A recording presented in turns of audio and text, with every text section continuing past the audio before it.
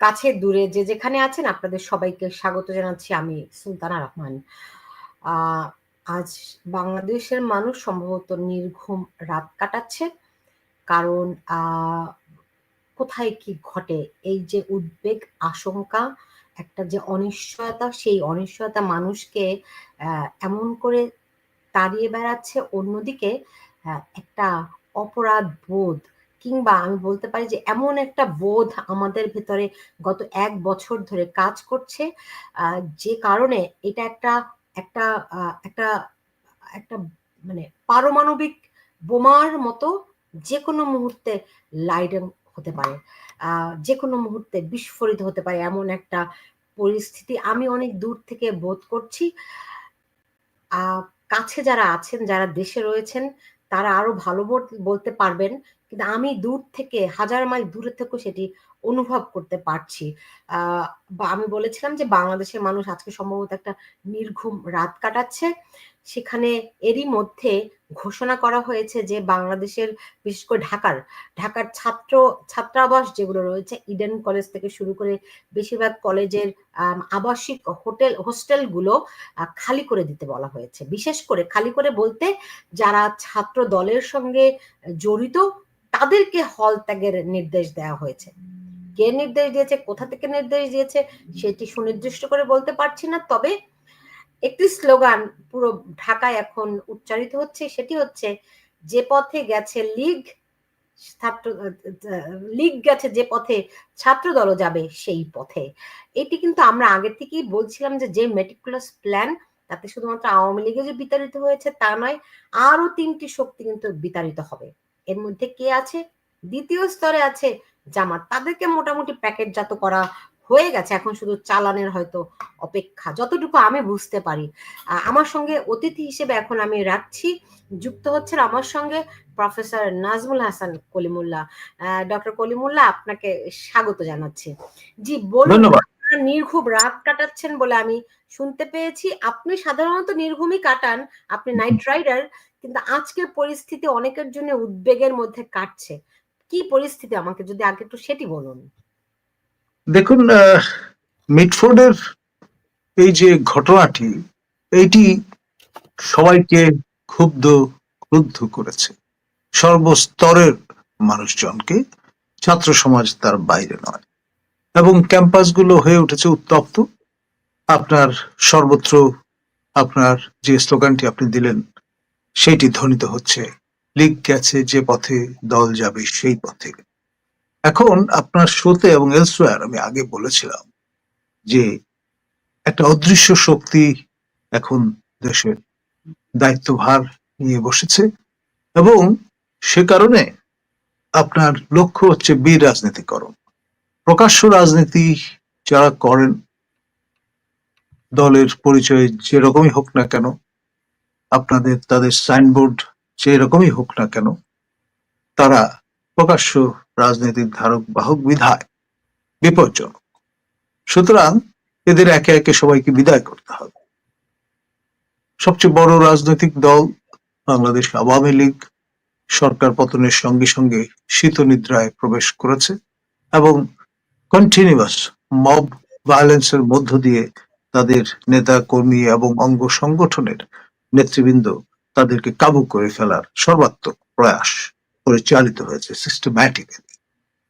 এরপর জাতীয় পার্টির পালা, দলকে বিভক্ত করা, তারপর আপনার আওয়ামী লীগের দোসর হিসেবে চিহ্নিত করে তাদের উপরও আপনার জবরদস্তি, জুলুম, মব ভায়োলেন্স সবকিছু ইনফ্লিক্ট করা হয়েছে।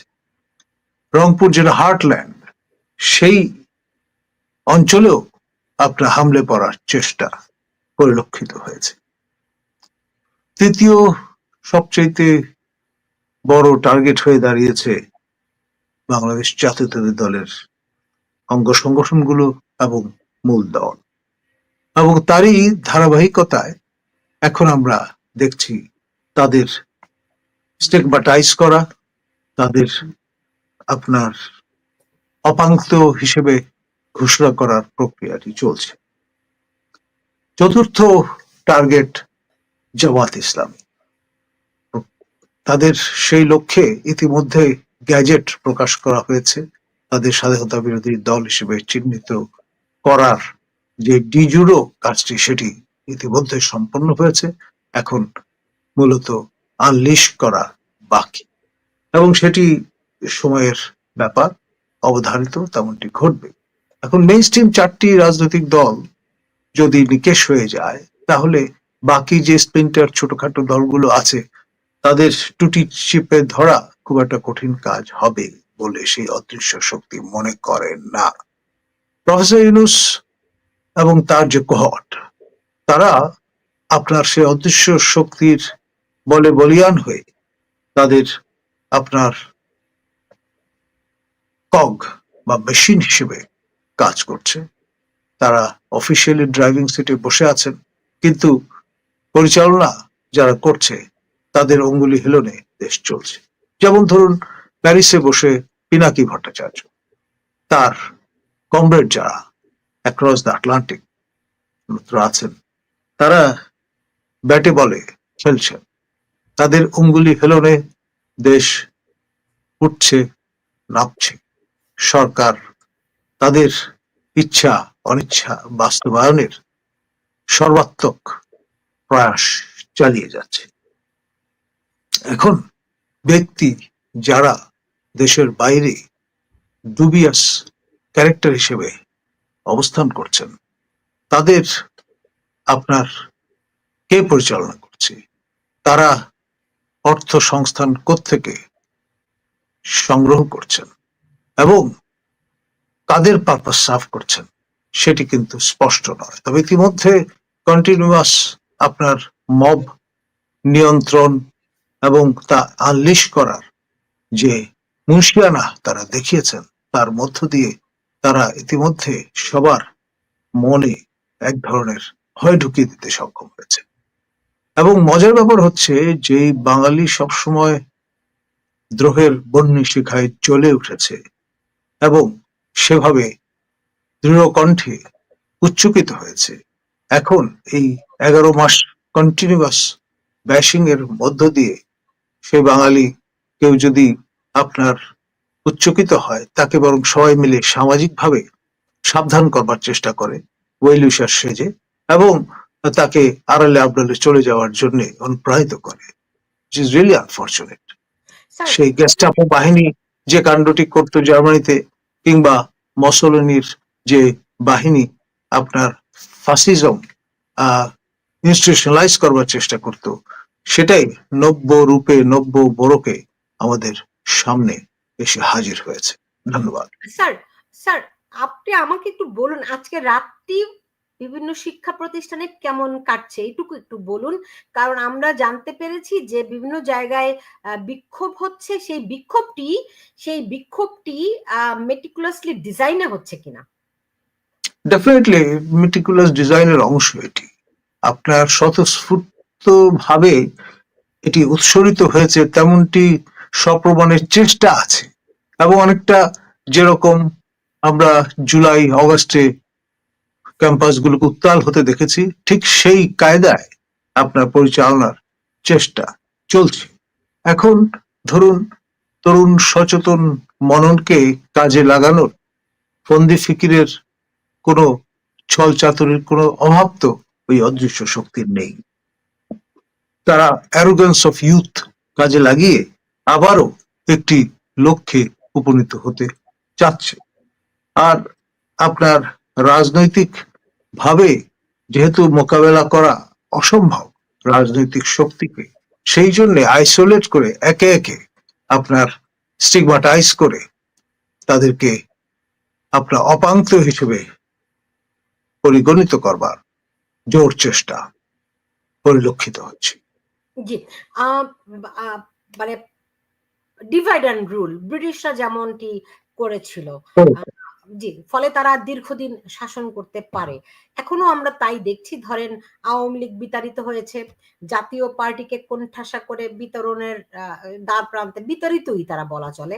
এখন বিএনপি আমরা দেখেছি গত 11 মাসে যত রকমের মব ভায়োলেন্স হয়েছে, এর অধিকাংশই, আমি বলবো 90% ভায়োলেন্স বিএনপি করেছে। এই যে কালকে যে পুরানো ঢাকায় যে ব্যবসায়ীকে পিটিয়ে মানে হত্যা করা হয়েছে, মাথা থেতলে বীভৎস, আমি ওই বর্ণনাগুলো দিতে চাচ্ছি না।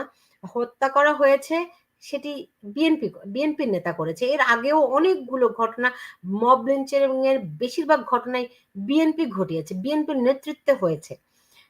এখন বিএনপি থেকে রাজনৈতিক দল, তারা এই মবতন্ত্রে গেল কেন? দেখুন, মবতন্ত্র তাদের আবিষ্কার নয়। তাদের নামাবলী পড়ে, তাদের পরিচয় ব্যবহার করে কিছু লোক ভিন্নভাবে আপনার পরিচালিত হয়েছে এবং সকল নির্দেশনা এসছে প্যারিস থেকে, এবং এটা খুব সিস্টেম্যাটিক্যালি একবার সর্বত্র সকল পর্যায়ে নিশ্চিত করার ব্যবস্থা হয়েছে।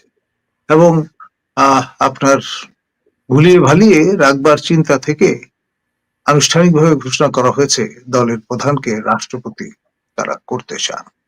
আবার মনে মনে ঠিক করে রেখেছেন যে না, আমার দেশের যিনি সম্মানীয় সম্পাদক, তাকে অর্থাৎ মাহমুদুর রহমানকেই মূলত সেখানে সংস্থাপন করা হবে, ব্যবহার করা হবে খালেদা জিয়ার নাম, সাবেক মাননীয় প্রধানমন্ত্রী। এই যে আপনার কায়দা করে গুড হিউমারে রাখা একটা সার্টেন স্টেজ পর্যন্ত, তারপর আপনার স্টিগমাটাইজ করে আপনার বিস্মৃতির অতলে তলিয়ে দেবার যে প্রচেষ্টা, সেটি আপনার প্যারিস থেকেই মূলত আমরা দেখেছি পরিচালিত হতে। এখন যেই শহরটি ইউরোপের সাংস্কৃতিক ক্যাপিটাল বলে পরিচিত, সুসভ্য সংস্কৃতির আধার পীঠস্থান, সেইখানে বসে আপনার একেবারে সেই জোয়ান অফ আর্ককে যেভাবে মেরে ফেলা হয়েছিল স্টিগমাটাইজ করে, সেই একই কায়দায় 21st সেঞ্চুরিতে ঢাকা, তার আশপাশে এবং দেশের সর্বত্র তা বিপণনের চেষ্টা চলছে, জি স্যার, এবং আমরা নির্বিকার ভাবে সেটা দেখছি। জি স্যার, এটা এটা আমি আমি আরেকটুখানি সুনির্দিষ্ট করে আপনার কাছে আসি। আপনি বলছেন যে বিএনপির নাম ব্যবহার করে এই মব কালচার বা মবতন্ত্র চলছে। আমি বলি জঙ্গলিপনা চলছে, জঙ্গলি এরা। তো বিএনপির নাম ব্যবহার করে মানে কি? আমরা এখন যেই যেই পুরান ঢাকার ব্যবসায়ীকে যে হত্যা করেছে, সে বিএনপির কমিটিতে আছে। বিভিন্ন জায়গায় সাংগঠনিক পদে, বিএনপির বিভিন্ন পদে আছে। এরকম ব্যক্তিদেরকে আমরা মবের সঙ্গে, মবতন্ত্রের সঙ্গে দেখছি, বিভিন্ন জায়গায় এই ঘটনাগুলো ঘটাচ্ছে। আমি যদি একটু পুরনো রেফারেন্সটি টানি, আমরা ধরেন সার্জিস আলমকে দেখেছিলাম ছাত্রলীগের নেতা হিসেবে। আমরা যেমন আরো কয়েকজনকে দেখেছি শিবির কর্মীকে ছাত্রলীগের অভ্যন্তরে বিভিন্ন কমিটিতেও তারা ছিল। আপনি কি বলতে চাইছেন বিএনপির কমিটিগুলোতেও সুদীর্ঘ কাল ধরে, সুদীর্ঘ সময় ধরে এরকম অন্তর্ভুক্ত হয়েছে সার্জিসদের মতো? দেখুন, আপনার ইনফিল্ট্রেশন সর্বত্রগামী। এটি যত সময় গড়াবে তত ফোরফ্রন্টে আসবে, পরিস্ফুটিত হবে। এটা একটা পুরনো কৌশল, আপনার সেটি খুব মুন্সিয়ানার সঙ্গে এখানে কাজে লাগানোর প্রচেষ্টা আমরা লক্ষ্য করছি। দেখুন, আপনার যে সাফল্য দেখিয়েছেন তারা, আপনার ছাত্রলীগ, যুবলীগ, স্বেচ্ছাসেবক লীগ এবং আওয়ামী লীগের নিরিখে একই রকমের সাফল্য তারা জাতীয় পার্টিতে ভিন্ন কায়দা দেখাবার চেষ্টা করছেন। দলকে দ্বিধাবিভক্ত করার জন্য যা কিছু করা দরকার সবই করা হয়েছে। এখন বাকি মেইনস্ট্রিম সক্রিয় অন দ্য গ্রাউন্ড যে দলটি, সেটি আমাদের জাতীয়তাবাদী দল এবং তার অঙ্গ সংগঠনগুলো, ছাত্র দল, যুব দল, স্বেচ্ছাসেবক দল। সম্প্রতি চট্টগ্রামে বোরখা পরে একজন যুবদল নেতাকে নৃশংসভাবে হত্যা করা হয়েছে। এখন এই যে আরেকটি ফেজ, সিলেক্টিভ কালিং এর ফেজ, সেটিও প্রয়োজনে তারা ইনফ্লিক্ট আপন করবে। আবার খেয়াল করে দেখেন, গতকাল বোমা মেরে কাঠমান্ডুগামী উড়োজাহাজ উড়িয়ে দেওয়ার একটা ভয় ভীতি প্রদর্শন করা হয়েছে। এর আগে দুবার এরকম কাণ্ড ঘটেছে বিশ্বস্ত সূত্রে জানা গেছে। ফলে নানান কায়দায় নানান ভাবে আপনার মিসগাইড করা, বিভ্রান্ত করা তার প্রক্রিয়া সুচতুর ভাবে কার্যকর করার পলিসি পার্সু করা হচ্ছে। এখন প্রতিষ্ঠান হিসেবে পুলিশ বাহিনীর মেরুদণ্ড ভেঙে গেছে, তারা মনোবল হারিয়ে ফেলেছেন। ফলে আপনার এই যে কাউন্টারাক্ট করা, সেটিও করার দেখবার মতো কোনো লোকজন নেই। সীমান্ত রক্ষী বাহিনী বিজিবির কাজ হচ্ছে সীমান্ত রক্ষা করা, দেশের অভ্যন্তরের ইনএড টু সিভিল পাওয়ার কখনো কখনো তাদের নিয়োজিত করা হচ্ছে, কিন্তু এটি তাদের রেগুলার কাজ নয়। সশস্ত্র বাহিনী ম্যাজিস্ট্রেসি ক্ষমতা নিয়ে আছেন মাঠে, এবং তারাও কিন্তু ইন এ ওয়ে এক্সস্টেড, কারণ একদিন দুদিন নয়, 1 মাস নয়, 11 মাস পার করে দেয়া হয়েছে। আর এটা 18 মাসের বেশি তারা এই ভূমিকায় থাকতে চান না, সেটা মাননীয় সেনাপ্রধান সবাইকে জানান দিয়েছেন। কিন্তু কে শোনে তার কথা? সেনা প্রধানের মুখ নিঃসৃত যে জবান, সেটিকে আপনার অকার্যকর করবার জন্য যা যা করা দরকার সেরকম ঘোষণাই দেয়া হয়েছে। আপনার শফিক মহোদয় বলেছেন জুনে নির্বাচন হবে, আবার সবাইকে বিভ্রান্তির নতুন মোড়কে যাতে জব্দ করা যায় সেই জন্য বলেছেন মাননীয় প্রধান উপদেষ্টা তাকে নির্দেশ দিয়েছেন সকলকে জানান দিতে যে ডিসেম্বরের মধ্যে স্বরাষ্ট্র মন্ত্রণালয়ের যারা ফাংশনারি আছেন তাদের প্রস্তুত থাকতে বলা হয়েছে। তো এই তালবাহানা, এই তামাশা কেন? কারণ নির্বাচন হচ্ছে চিমেরা, অর্থাৎ মরীচিকার মতো একটা বিষয়, যত কাছে যাবেন তত দূরে চলে যাবে। সেইভাবেই প্যাকেজিংটা করেছেন আমাদের মাননীয় প্রধান উপদেষ্টার যে টিম তারা। স্যার, আমি আপনাকে একটা একটা জিনিস দেখাতে চেয়েছিলাম, এখন দেখাচ্ছি। সেটি হচ্ছে যে আপনি দেখবেন যে ইশরাক হোসেন পুরান ঢাকায়, ওই ঢাকা দক্ষিণ সিটি কর্পোরেশনের থেকে যিনি নির্বাচিত হয়েছেন আর কি, দাবি করছেন তাকে মেয়র বানানোর জন্য, তাই তো? তিনি নির্বাচিত হয়েছেন কোর্টের মাধ্যমে, যেটি নিয়ে একটা আসিফ সঙ্গে একটা আসিফের সঙ্গে হ্যাঁ গন্ডগোল আছে, রাইট? তা সে মানে আহনাফ জামান নামে একজন একটি সামাজিক যোগাযোগ মাধ্যমে পোস্ট দিয়েছেন, সেখানে তিনি ইশরাককে নিয়ে লিখেছেন, পুরান ঢাকার ঘটনায় ইশরাক যদি শেল্টার দিতে চেয়ে থাকে তাহলে ইশরাক হোসেন মানে মানে খুবই অকথ্য ভাষায় তাকে তাকে গালাগালি করা হয়েছে, মানে হত্যার হুমকি দেওয়া হয়েছে। হ্যাঁ, আমি পুরোটা জিনিস উচ্চারণ এখানে করলাম না। এখন আহনাফ জামান কে? আহনাফ জামান হচ্ছে গিয়ে সেই আপনার আমি কি বলবো আপনাকে, দাঁড়ান আমি একটু জিনিসটা বের করে নেই। তাকে দেখা যায় হাসনাত, না এই যে দেখুন হাসনাত সার্জিসের সঙ্গে আহনাফ জামানকে দেখতে পাচ্ছি। এখানে হাসনাতের সঙ্গে আছে, এই যে দেখুন এখানে নাহিদ ইসলামের সঙ্গে আছে, এই যে আহনাফ জামান। আপনি বুঝতে পারছেন স্যার?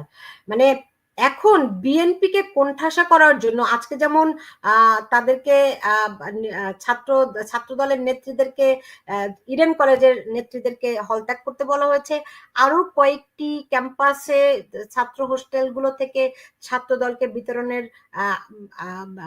বিতাড়িত করার হুমকি দেওয়া হয়েছে এবং তাদেরকে চলে যাওয়ার নির্দেশ দেওয়া হয়েছে।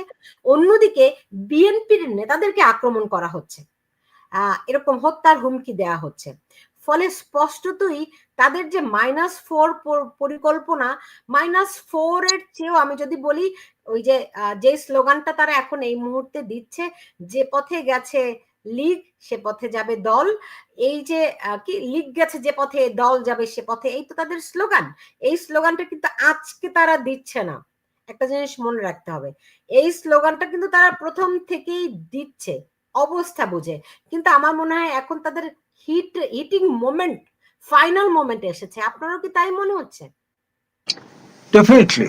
কারণ হচ্ছে এই যে আপনার লন্ডন থেকে অনলাইনে দল দীর্ঘদিন ধরে পরিচালনা করছেন তারেক রহমান। এখন তাকে সমঝোতা হয়েছে বলে যেভাবে পদত্যাগের দাবি থেকে পিছিয়ে আনা হয়েছে, অর্থাৎ খলিল রহমান এবং অপর দুই উপদেষ্টাকে বিদায় হতে হবে, এই দাবিটি বিএনপির পক্ষ থেকে তোলা হয়েছে। এই বৈঠকের পর 13 তারিখের পর এ বিষয় নিয়ে আর কোনো উচ্চবাচ্য হচ্ছে না। ইশরাক মহোদয়কেও কিন্তু অ্যাক্টিভিজম থামিয়ে দিতে হয়েছে। এখন মনে রাখতে হবে ইশরাক কে। ইশরাক হচ্ছেন বীর মুক্তিযোদ্ধা সাদেক হোসেন খোকার পুত্র।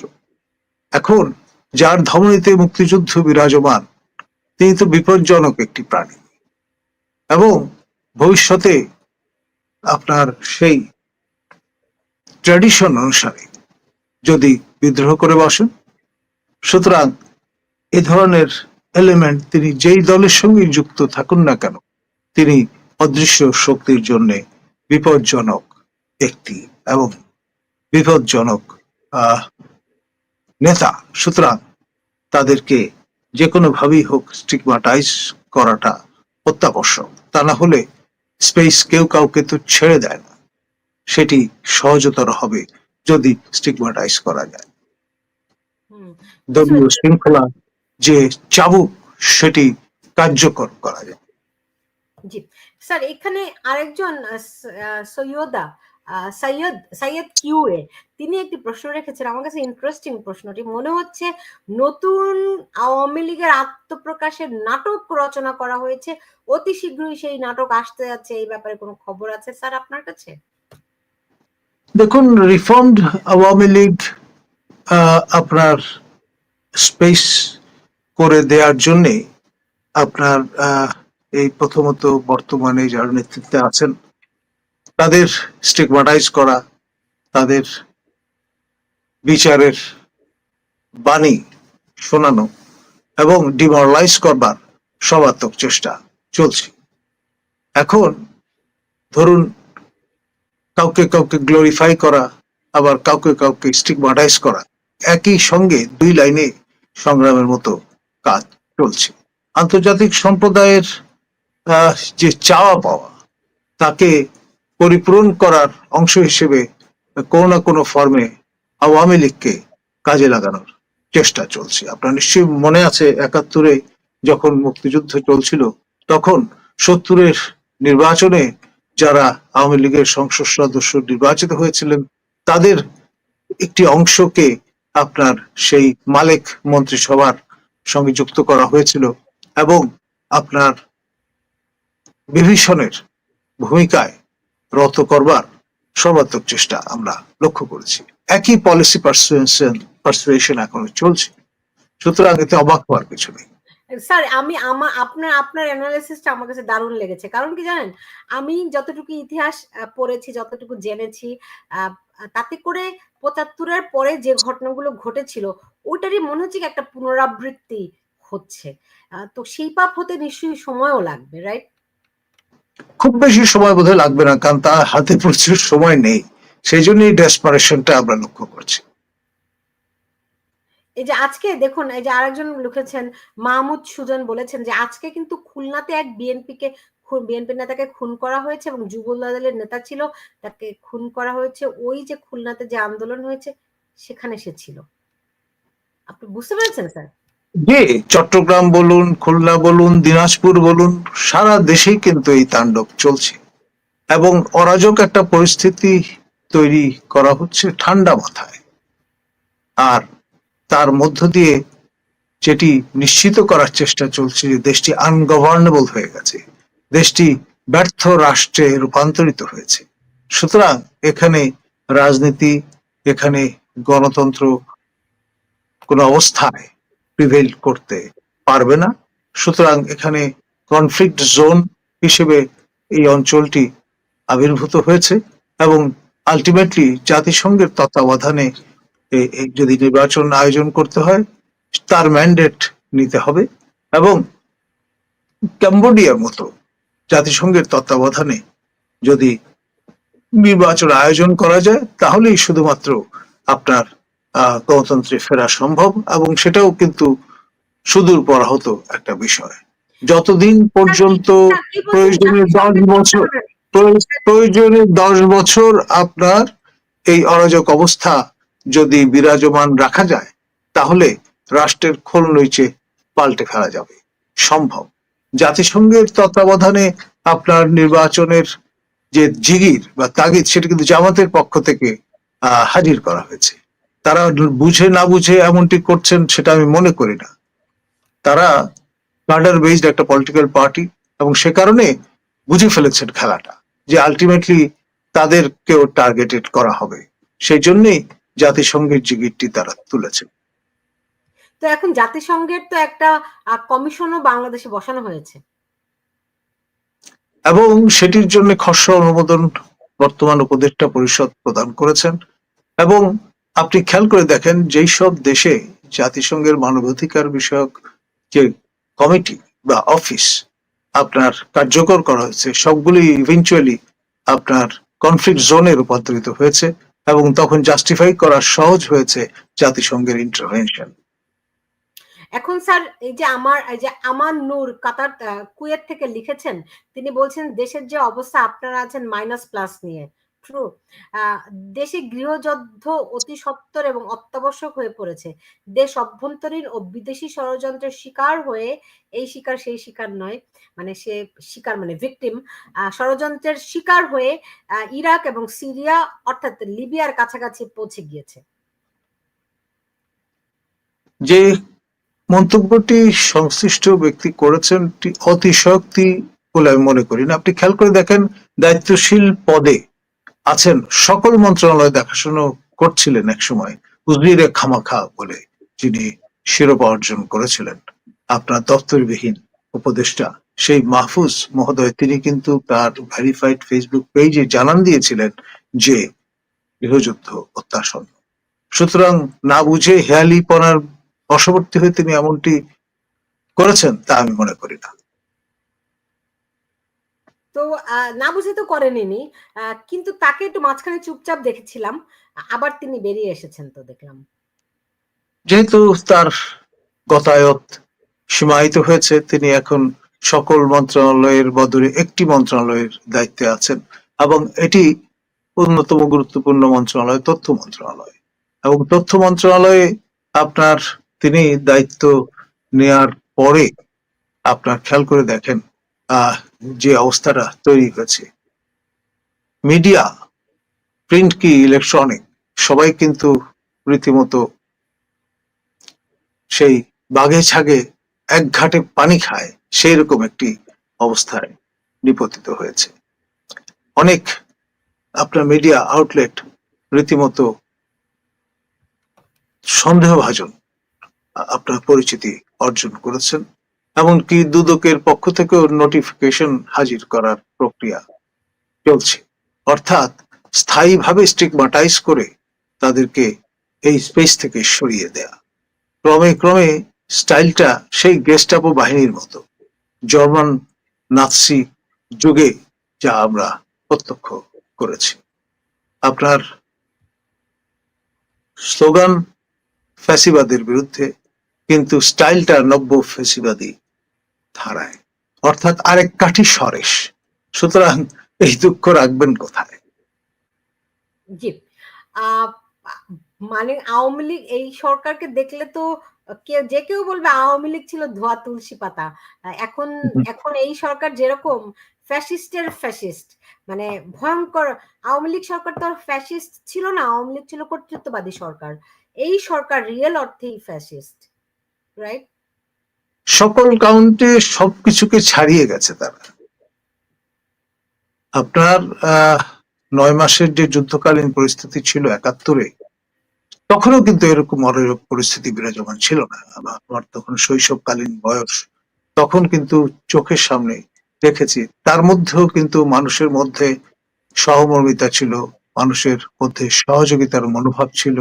তা না হলে আপনার প্রতিটি জনপদ কিন্তু সিরিয়ায় রূপান্তরিত হতো, সেটা হয়নি। মানুষ নিরাপদ আশ্রয় পেয়েছে, নিশ্চিন্ত মনে শহর ছেড়ে গ্রামে গিয়ে আশ্রয় নিতে সক্ষম হয়েছিল, স্যার পৌঁছাতে পেরেছিল। স্যার এখন যদি হতো তাহলে সেটা কখনোই সম্ভবপর হতো না। বাংলাদেশ হয়ে দাঁড়িয়েছে আমাদের হুমায়ুন আজাদের ভাষায় ডাকাত গ্রাম। এবং সেই গ্রামে ডাকাত পড়েছে, কিন্তু মানুষ এখনো উপলব্ধি করতে পারছে না যে তার গ্রামে ডাকাত পড়েছে। এটাই ভয়ঙ্কর, এটাই সব। কারণ আমি বুঝি আমার দেশের মানুষকে আমি যতখানি চিনি, তারা যদি একবার বুঝতে পারে যে দেশে ডাকাত পড়েছে, তারা কাউকে ছাড়বে না। কিন্তু মানুষকে জাগানোটা খুব কঠিন একটি কাজ। তাদের কাছে পৌঁছানোর সব মাধ্যম এরা বন্ধ করে দিয়েছে। এটাই সবচেয়ে আতঙ্কের কথা। এবং আমরা বুঝতে পারি যাতে করে মানুষকে জাগানো না যায়, সেই জাগানোর যত রকম মাধ্যম আছে, বিশেষ করে গণমাধ্যমকে তারা সবার আগে দখল করে একদম ধ্বংস করে দিয়েছে। যাই হোক, আমি এখানে দেখছি শহীদুল ইসলাম একটি মন্তব্য করেছেন, ভেরি ইন্টারেস্টিং। তিনি বলছেন যে বিএনপি জানতো আওয়ামী লীগকে নিষিদ্ধ করতে পারলে নেক্সট টার্গেট হবে বিএনপি, তাই শুরুতে আওয়ামী লীগ নিষিদ্ধের বিরোধিতা করেছিল। কে জানে কোন কারণে তারা নিষিদ্ধের পক্ষে গেল। বিএনপি নেতাদের প্রজ্ঞার অভাব আছে। ডক্টর কলিমুল্লাহ, আমরা দেখলাম যে কথা কিন্তু ঠিকই বলেছে শহীদুল আলম, যে বিএনপি কিন্তু আওয়ামী লীগের নিষিদ্ধের বিপক্ষে ছিল। হঠাৎ করে তারা ইউটার্ন নিয়ে নিল। তারা ডিসেম্বরের মধ্যে নির্বাচনের কথা খুব জোরে সোরে বলেছিল, হঠাৎ করে তারা ইউটার্ন নিয়ে নিল। সংকটটি কোথায় বিএনপির? দেখুন, এই অদৃশ্য শক্তি প্রবল এবং প্রবলতর, তো ফলে তাদের সঙ্গে এটে ওঠা মুশকিল। এখন যেহেতু প্রকাশ্য রাজনীতি তারা করেন, সেজন্যই তাদের কাছে মনে হয়েছে কিছুটা ছাড় দিয়ে হলেও যদি সিন্দাবাদের দত্ত কাঁধ থেকে নামানো যায়। মজার ব্যাপারটা হচ্ছে, সিন্দাবাদের দত্ত তো কাঁধ থেকে নামার জন্য আসেনি, তারা রীতিমতো গেড়ে বসবার জন্যই এই আচরণ করছে। সুতরাং এটা এস্টিমেশনের একটা ব্যাপার আছে। আপনি ভাবছেন একরকম, হচ্ছে আরেক রকম, এবং এটি আপনার যে পরিস্থিতি, তা এইরকম একটি আবহ তৈরি করে ফেলেছে ইতিমধ্যে। তো বিএনপির কি এই এস্টিমেশনের কথা যে বলছেন, বিএনপির এস্টিমেশন এর বোধ, তার রাজনৈতিক প্রজ্ঞা এই দলের 11 মাসেও হয়নি? কিভাবে হবে ভাই? এখানে তো আপনি ছায়ার সঙ্গে তলোয়ার যুদ্ধ করতে পারবেন না। যুদ্ধটা হয়ে দাঁড়িয়েছে ছায়ার সঙ্গে আপনার লড়াই করবার মতো। এখন রাজনৈতিক দল ভর করবে জনগণের শক্তির উপর। তো আপনার কবি মাকিদ হায়দার লিখেছিলেন, ভুল করেছ প্রতিবিম্বে নিজের ছায়া ধরতে গিয়ে, অমনি স্বভাব চড়ুই পাখির ক্ষয় ডানার শালিক গুলোর। জি, ভালো বলেছেন স্যার। এখানে সাইদ আরেকটি প্রশ্ন করেছেন। তিনি বলছেন যে রাজসাক্ষী তৈরি করা হয়েছে, তাই মনে হচ্ছে শীঘ্রই সেরকম একটি নাটক বাস্তবায়ন হতে যাচ্ছে নতুন আওয়ামী লীগ। মানে আওয়ামী লীগের কথা বলছে। আপনি জানেন যে সাবেক আইজিপি রাজসাক্ষী হচ্ছেন। এটির বিষয়ে একটু বলেন। তার রাজসাক্ষী হওয়ার পেছনের কথা নিয়ে অনেক কিছু শোনা যাচ্ছে, আমাদেরকে যদি আপনি একটু বলতেন স্যার। এর পেছনে কাজ করছে ডিপ স্টেট, পরাশক্তি ডিপ স্টেট। আপনার নিশ্চয়ই ম্যাগনাসকি অ্যাক্টের কথা মনে আছে, তাকে এই টোপর পরিয়ে দেওয়া হয়েছিল। আর টোপরটা এত ভয়ঙ্কর যে তিনি, তার পরিবার পরিজন, আত্মীয় স্বজন, বন্ধু বান্ধব বা তাদের সঙ্গে যারা ইন্টারাক্ট করবেন সবাই কিন্তু এর আওতায় চলে আসবে। ফলে আপনার এই বিভীষিকা রীতিমতো তাড়া করে ফিরছে। এই ভদ্রলোককে আমি দীর্ঘদিন ধরে চিনি ব্যক্তিগতভাবে। তিনি যখন এসিস্ট্যান্ট কমিশনার, সেই সময় থেকে চিনি। মাঠে ঘাটে নির্বাচন পর্যবেক্ষণ করতে গিয়ে তাকে সবসময় পেয়েছি। এবং ভদ্রলোক নন কমিটাল একজন মানুষ। আপনার রাজনৈতিক যে আনুগত্য, সেটি কখনোই তার মধ্যে আমি দেখিনি। ফলে আপনার চাকরি করছেন, মাসের শেষে পেচেক নিয়ে বাড়ি যাচ্ছেন, এই ঘরানার একজন মানুষ। সেই লোক এরকম অবস্থায় পড়ে এখন ওষ্ঠাগত প্রাণ। তার পরিবারের পক্ষ থেকে বলা হয়েছে যে যে কথাটি বলা হচ্ছে তারা সেটি ওন করেন না, অর্থাৎ নৈতিক সমর্থন কোনো অবস্থায় তারা দিচ্ছেন না তাকে এই ভূমিকা পালন করতে। ফলে যে কোনো মূল্যে দ্রুততম সময়ের মধ্যে বিচার কার্য সম্পন্ন করে রায় না দিলে তাদের স্কিম তো বাস্তবায়ন করা যাবে না। সুতরাং যে কোনো মূল্যে আপনার এটি নিশ্চিত করার তাগিদ থেকে এ ধরনের ঘোষণাটি দেয়া হয়েছে। আপনি নিশ্চয়ই শুনেছেন হাসানুল হক ইনু মহোদয়ের সেই ভয়েস নিয়েও কারিগরি করবার চেষ্টা চলছে। সুতরাং যত রকমের গিমিক আছে সবই কিন্তু প্রত্যক্ষ করতে হবে ইউনূসের হুকুমতে, এটা নিশ্চয়তা দিয়ে পাবে না। আমার আমার এখানে একজন অতিথি আসেন, বীর মুক্তিযোদ্ধা তাজুল ইমাম।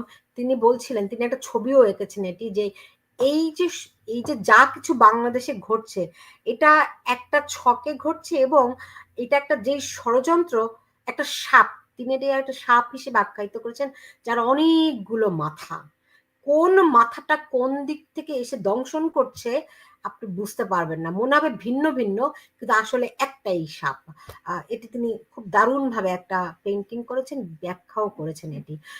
আজকে এই যে একজন মন্তব্য করেছেন এখানে অলরেডি, সেটি হচ্ছে তিনি বলছেন যে এখন এনসিপি বিএনপি কে নাই করে দেবে। আফটার অল প্রফেসর ইউনূসের সেই স্বপ্নের বাস্তবায়ন করবার গুরু দায়িত্ব তাদের ঘাড়ে, এবং প্রফেসর ইউনূস সময় নিতে ভালোবাসেন, কিন্তু যখন অ্যাপ্রোপ্রিয়েট সময়টা চলে আসে তখন কিন্তু তিনি আর থির থাকেন না। দংশন না করে এই সাপের কোনো উপায় থাকে না। রাইট। তো ডক্টর ইউনূসের সামনে কোনো পথ খোলা নেই। এখানে একজন মন্তব্য করেছেন, 5ই আগস্টের আগে যদি কোনো ঘটনার জন্য শেখ হাসিনা দায়ী হয়ে থাকেন, তাহলে 5ই আগস্টের পরে কেন এই সরকার দায়ী থাকবে না? আন্তর্জাতিক খ্যাতিসম্পন্ন ব্যক্তি কেন দায়ী থাকবে না? দেখুন, আপনার পাপ বাপ কেউ ছাড়ে না। প্রফেসর ইউনূস একের পর এক যে কাণ্ডগুলো তার নাম দিয়ে ঘটানো হয়েছে এর দায়িত্ব তাকে নিতেই হবে। সুতরাং আপনার এখন আর এসব চিন্তা করে লাভ কি? আর এখান থেকে হঠাৎ করে সরে যাওয়ার কোন রকমের নাটক করেও কিন্তু তিনি নিস্তার পাবেন না। তার শরীরের সর্বত্র অবয়বের সবখানে আপনার ছোপ ছোপ রক্ত লেগে আছে। সুতরাং এই যে মার্ডারাস চেহারাটা, সেটি তিনি লুকোবেন কি করে? তিনি শান্তিতে নোবেল পেয়েছেন অশান্তি করবার জন্য। আপনার শান্তি প্রতিষ্ঠা করার ক্ষেত্রে তার ন্যূনতম কোথাও কোনো অবদান আছে কিনা এটা কেউ দেখাতে পারবেন না। এটি একটা রাজনৈতিক বিবেচনায় প্রদত্ত নমিনেশন, এবং সেটি তাকে আর্থিকভাবে বেনিফিটেড করেছে, তাকে একটা স্ট্রাচার প্রদান করেছে, তাকে গ্লোব ট্রটারে পরিণত করেছে, এবং এই নোবেল ভাঙিয়ে তিনি, এটা তার ব্যবসার চালান বলতে পারেন, এটা ভাঙিয়ে তিনি চলছেন। স্যার, এখানে এম এ কাসেম বলেছেন, তিনি অনেক কিছু বলেছেন। আমি সরাসরি আপনাকে প্রশ্নটি করি, আমাদের দেশপ্রেমিক কোট আনকোট দেশপ্রেমিক সেনাবাহিনী কি করছে? কোথায় আমাদের সেনাপ্রধান? সেনাপ্রধান কি আছেন বাহিনীতে এখনো? ডেফিনেটলি আছেন? তিনি ও অবশ্যই আচ্ছা, আছেন। Seriously sir sure sir? কোনো সন্দেহ নেই, কোনো সন্দেহ নেই। তিনি একজন পেশাদার সৈনিক, কিসের সমন্বয়ক, বলুন এবং সে কারণে এখন পর্যন্ত তিনি ধৈর্য ধরে আছেন। তিনি আমাদের মহামান্য মহামান্য রাষ্ট্রপতি মহামান্য রাষ্ট্রপতির প্রতি আনুগত, বিশ্বস্ত, এবং কদিন আগে বছর খানেকের নীরবতা ভেঙে মহামান্য রাষ্ট্রপতি সেনানিবাসে এসেছিলেন। তিনি ফটো সেশনে যুক্ত হয়েছিলেন, এবং পিজিআর এর যে প্রতিষ্ঠা বার্ষিকী সেটি অবজার্ভ করে গেছেন। সেখানে ৩ বাহিনীর প্রধানবৃন্দ স্যার সেটা নিয়ে আপনার সঙ্গে এই উপস্থিত ছিলেন। এখানেই আমার এই প্ল্যাটফর্মে আমরা আয়োজন করেছিলাম। আপনি বলেছেন আই আন্ডারস্ট্যান্ড।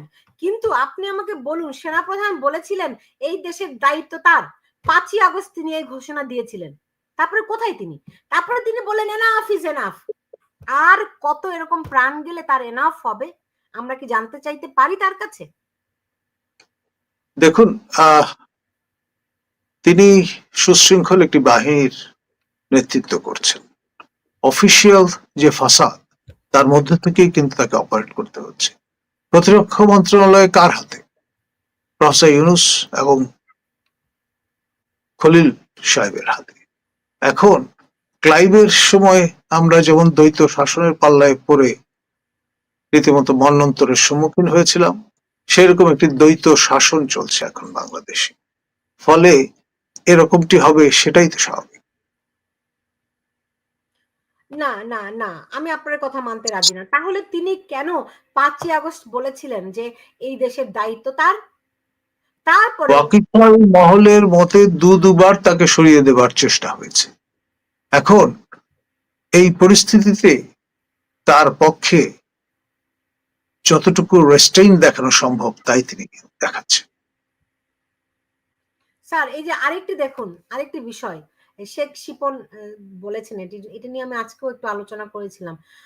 ১৫ বছর কেন, আমরা কি কোনোদিনও দেখেছি কোন মসজিদের ইমামকে কোপানো হয়েছে? এখন ধরুন, যিনি নেতৃত্ব দিচ্ছেন তার বিশ্বাসের জায়গাটা নিয়ে তো জাতীয় আলোচনা ইতিমধ্যে আমরা প্রত্যক্ষ করেছি। মেইনস্ট্রিম ৪টি রাজনৈতিক দলের পক্ষ থেকেই প্রত্যক্ষভাবে সন্দেহের আপনার তীর ছুড়ে দেওয়া হয়েছে। তার হৃদয়ে পবিত্র আত্মা ভর করেছে কিনা সেটা নিয়ে সরেজ আলোচনা জমে উঠেছে।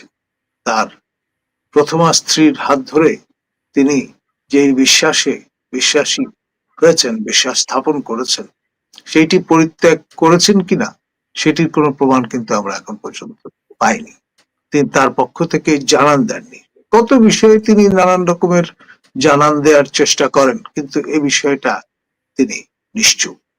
ফলে আমরা তাকে শুধুমাত্র ওয়াজেব যে শর্ত সেটি পালন করার ব্যাপারে আগ্রহী দেখি।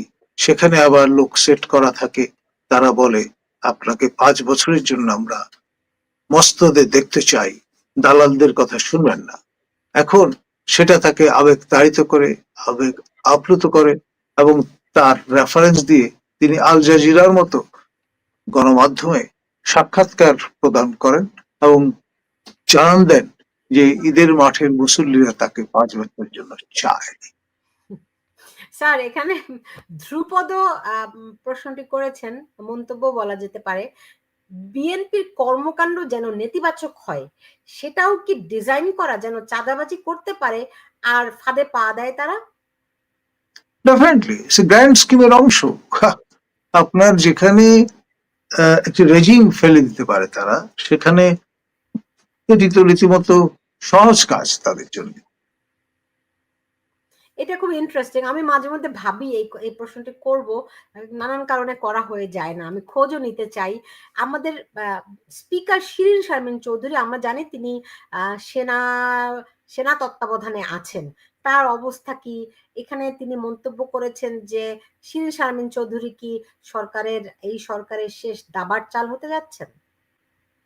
দেখুন, সেই চেষ্টা ইতিমধ্যে করা হয়েছে এবং আমি যতটুকু শুনেছি জানি তিনি কোঅপারেট করেননি, কোল্ড শোল্ডার দেখিয়েছেন, তিনি প্রত্যাখ্যান করেছেন ও এ ধরনের ভূমিকা। সেটা আপনি বলছেন যে আওয়ামী লীগকে দায়িত্ব নেওয়ার ক্ষেত্রে, রাইট?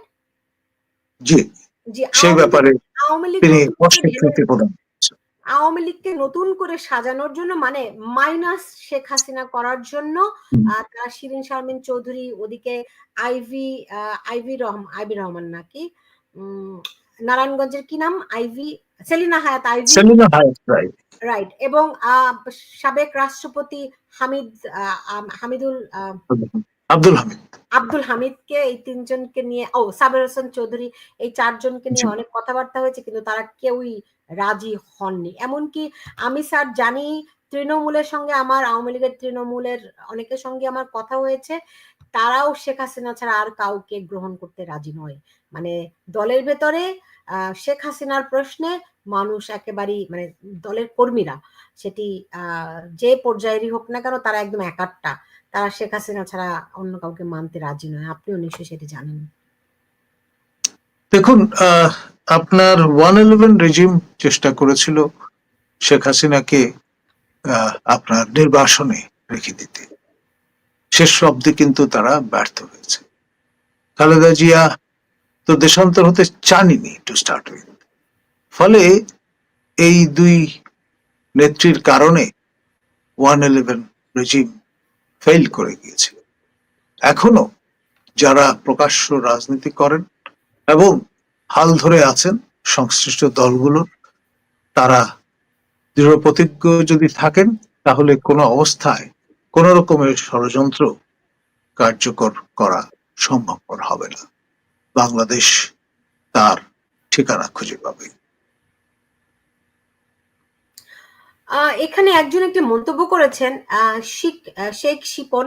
তিনি বলেছেন যে আমি গতকাল একটি রিপোর্ট করেছি, একটা অনুসন্ধানী প্রতিবেদন তৈরি করেছি, অনেকদিন পরে একটা অনুসন্ধানী প্রতিবেদন আমি করেছি। আপনি জানেন স্যার, আমি নিজে একজন অনুসন্ধানী সাংবাদিক।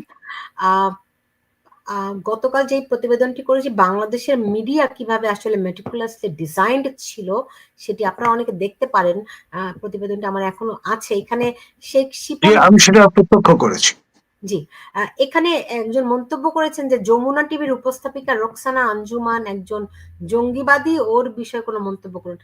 দেখুন, আপনি ব্যক্তিগতভাবে কাউরে আক্রমণ করেন না, বা করাটা ঠিক নয়। একজন উপস্থাপিকা, ঠিক আছে, ফাইন, হ্যাঁ, আমি কোন নীতির সঙ্গে আপোষ করব, কোন নীতির সঙ্গে আপোষ করব না, এগুলো অনেক ওরিয়েন্টেশনেরও ব্যাপার আছে, শিক্ষারও ব্যাপার আছে, আন্ডারস্ট্যান্ডিং, প্রফেশনালিজমেরও ব্যাপার রয়েছে। ফলে আপনারা ব্যক্তিকে টার্গেট না করে আপনারা পুরো মেকানিজমটা বোঝার চেষ্টা করেন। মেকানিজমটাই এরকম যে আপনি ওই ফাঁদে পড়বেন, কিংবা আপনি মানে আপনি নিজে কখন গুটি হয়ে যাচ্ছেন, ইউ নেভার নো। আমি কি ভুল বললাম স্যার? না, আপনি অতিশয়োক্তি করেছেন বলে আমি মনে করি না। বিষয়টা ওই যে ছায়ার সঙ্গে লড়াই করবার মতো একটা বিষয়। আপনি যেখানে যাবেন, ছায়া আপনার সঙ্গে সঙ্গে যাবে। আপনি আছেন বলেই ছায়াটি আছে। বিষয়টা অনেকটা সেই রকম অপরিহার্য এটা যে বিষয়। স্যার ধরি মাছ নাচুই পানি উত্তর দিলেন, কিন্তু মানুষের যে দায়িত্বটি আছে সেই জায়গাটা যদি একটু বলেন। আমরা মানুষরাও কিন্তু অত সচেতন না স্যার। আমাদেরকে আসলে ক্রিটিক্যাল মাসে রূপান্তরিত হতে হবে, প্রশ্ন করতে শিখতে হবে, এবং সেই সঙ্গে যাহাই তাহাই বস্তুর নিশ্চয়তার সঙ্গে সাদাকে সাদা এবং কালোকে কালি বলতে হবে। জি স্যার, এখানে হোসাইন আহমেদ হারুন একটি মন্তব্য করেছেন যে সবাই সেনাবাহিনীর সমালোচনা করতে ভয় পায়। আপনিও নিশ্চয়ই ভয় পান, আপনি মনে করবেন আপনি বাহিনীর একজন, হ্যাঁ, তাই না, দেখুন, কনস্ট্রাকটিভ ক্রিটিসিজমের স্পেস কিন্তু আছে, এবং সেই জন্যই দরবার আয়োজন করা হয়। শেষে বলা হয় কারো কোনো ডাউট আছে কিনা, তখন খোলামেলাই কিন্তু কথা বলবার চল আছে। Part of the system. আমি আমি আমি এই কথাটার সঙ্গে একমত। এখানে এই যে এম এ কাশেম মন্তব্যটি করেছেন, যখন ঘরে চোর আসে তখন বলে দেখি না কি করে, দেখি না কি করে, চোর সব প্যাকেট করে নিয়ে চলে যায়, তারপরে গৃহস্থ বলে দেখি না কি করে, রাইট? তো আমাদের সেনাবাহিনীরা হচ্ছে, আপনি যেটা বলছেন যে তারা খুব পেশাদার, তারা ধৈর্যের পরীক্ষা দিচ্ছে, তাদেরকে ধৈর্যের পরীক্ষা দিতে কে বলেছে? আর ধৈর্যের পরীক্ষা মানে কি? ওই যে চোর আসার মতো দেখি না কি করে, দেখি না কি করে, কত দূর যেতে পারে, বিষয়টা কি এরকম স্যার? ডেফিনেটলি না। তারা মূলত বাহিনী হিসেবে রুলস অফ দা গেম, যেটাকে আমরা সিভিল অর্থে বলি, রুলস অফ এঙ্গেজমেন্ট দ্বারা পরিচালিত হয়। কি করা যাবে কি করা যাবে না সেটা আগে থেকেই তাদের বলে দেওয়া হয়। আপনি বলেন যখন তাদের সেই এমটিএন শক্তি প্রদান সাহস, করা হয়, তাদের সেই নোটিশ টু শক্তি মুভ। সাহস দীক্ষা নাই, তারা মনে করে তারা হচ্ছে গিয়ে আপনার জাতিসংঘের যে শান্তি মিশনে যাওয়ার সেই সুযোগ, ডলার কামানোর যেই সুযোগ, সেগুলো তাদের হারিয়ে যাবে, তাই তো? ডেফিনেটলি সেই জায়গাটা এখন আমাদের সশস্ত্র বাহিনীর নেই। আগের মতো তারা কোথায় জাতিসংঘ আছে? মানে আমি তো আপনার সেই কথা রকম কি হলো তারা রিসোর্সফুল রাজি হচ্ছে অবস্থায়ও নেই এই মাসে, অর্থাৎ সামনের মাসে যুক্তরাষ্ট্র রিথিং করবে। তারা যে চাঁদাটা দেয়, যার উপর ভিত্তি করে মূলত জাতিসংঘ বলিয়ান, তাতে কিন্তু রিসোর্স ঘাটতি দেখা দেবে। সুতরাং ওই যে জাতিসংঘ মিশন, সেটা ভবিষ্যতে আগের মতো আর রমরমা থাকবে না। জি।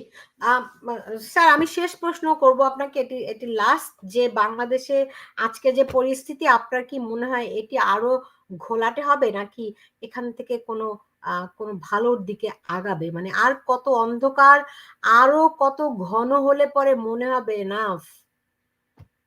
দেখুন, যে অদৃশ্য শক্তি পেয়ে বসেছে আমাদের, তারা ডেফিনেটলি এটা আরো ঘোলা করার চেষ্টা করবেন। যত ঘোলা হবে তত তাদের মাছ শিকারের সুবিধা হবে। কিন্তু আপনার অন্ধকারের পরেই থাকে আলো। আমরা আশাবাদী অবশেষে এই তমসাচ্ছন্ন পরিবেশের অবসান ঘটবে। আমরা নব সূর্যের উদ্ভাসিত হব। জি। আহ, আহ, আমি মেটিকুলাসলি এমনই ডিজাইন করা, যে আপনি নিশ্চয়ই দেখেছেন যে মিডিয়া যেমন জিম্মি, ঠিক এমনি ভাবে হাসনাত আব্দুল্লাহ, তিনি মিডিয়াকে হুমকি দিয়েছেন এই কদিন আগে, যমুনা টিভিকে হুমকি দিয়েছেন, রাইট? তারপরে দেখলাম এক নারী এসে যমুনা টিভির, যমুনার যেই, সরি যমুনা না, বসুন্ধরা গ্রুপের মালিকের বিরুদ্ধে এক অভিযোগ এনে হাজির করেছে। এগুলো মনে হয় মেটিকুলাসলি প্ল্যান, মানুষকে চাপে রাখা, পাকড়াও করা। মানে আমি জানি না এই মানুষ কি এগুলো বিশ্বাস করে স্যার? পার্টলি করে, ডেফিনেটলি, কারণ ওইগুলো অনেক পুরনো কৌশল। ন্যাচারালি আপনার প্রতারিত হওয়াটা খুব, কেউ যদি হন, আশ্চর্য হওয়ার কিছু থাকবে না। বুঝতে পেরেছি।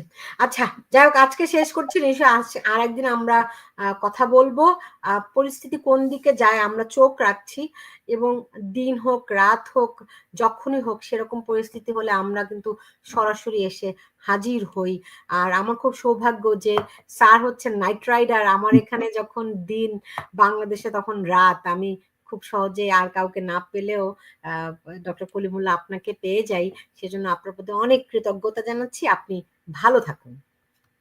ধন্যবাদ আপনাকে। দর্শক, এই ছিল আমার এখনকার আয়োজনে। আপনাদেরকেও ধন্যবাদ জানাচ্ছি আমার সঙ্গে যুক্ত হওয়ার জন্য। সবাই ভালো থাকুন।